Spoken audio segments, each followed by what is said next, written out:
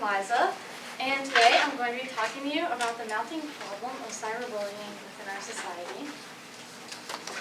So you may be wondering what this percentage stands for.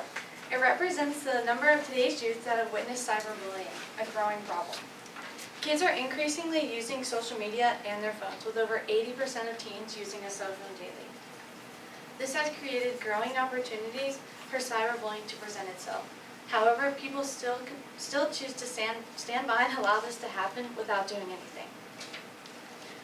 Bullying has always existed, but now cyberbullying allows for victims to be attacked in an instant 24 hours a day. It only takes a few moments to post a picture or send a Snapchat.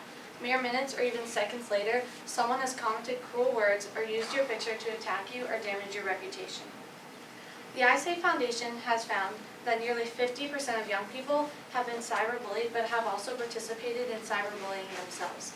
Adolescents participate or stand by and allow cyberbullying to happen to fit in or even avoid being bullied. DoSomething.org is a global movement with the goal of motivating young people to enforce positive change both online and offline. They report that 70% of students have reported seeing frequent bullying online. However, instead of trying to stop this, students choose to ignore it and let other people suffer out of fear of being excluded or having to face the cyberbullying themselves. Victims of cyberbullying never get a break and are impacted in every aspect of their lives. According to Tulane School of Social Work, cyberbullies simply use digital platforms as another way to reach their victims. Now, victims have nowhere to feel safe. They are bullied at school and it is able to follow them home. The Cyberbullying Research Center has found that nearly half of young people have faced some type of cyberbullying in their lifetime, and 10 to 20% experience it on a regular basis. Cyberbullies are now able to contact their victims at any time with threats, rumors, comments, or pictures. However, not all victims or bystanders are reporting when this happens to them or when they see it take place. Only 1 in 10 victims will report to a trusted adult or parent about being cyberbullied. And over 90% of teens who have seen social media bullying have chosen to ignore it. Instead, victims are forced to suffer quietly and face the effects of cyberbullying by themselves because of the fear they have over what may happen to them if they try to stand up to the bully or even just report it to an adult.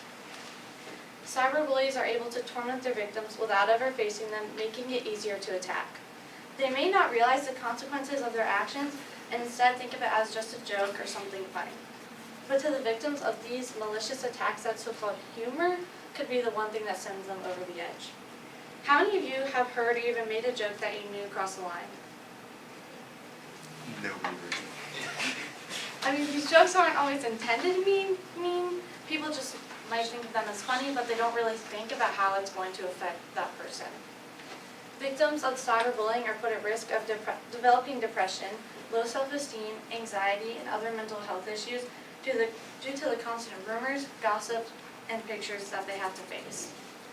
They are constantly attacked and reminded of their insecurities, which can lead to overall lower happiness and health and a distraction in school. Studies by Yale University report that victims of bullying are 2 to 9 more times likely to commit suicide. So while it may seem funny to make a joke about someone, these comments or rumors can affect them in ways that no one could ever know. Cyberbullying has the power to destroy lives.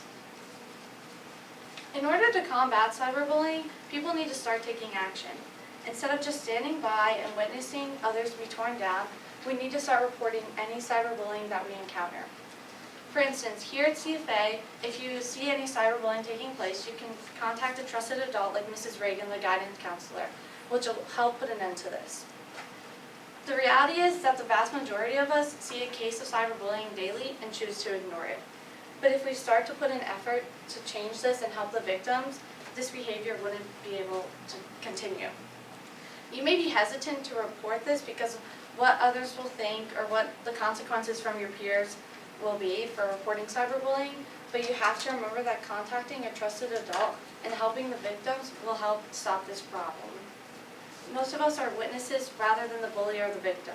So if everyone who sees this tries to put a stop to it and help the victims, this behavior wouldn't be able to continue. Thank you.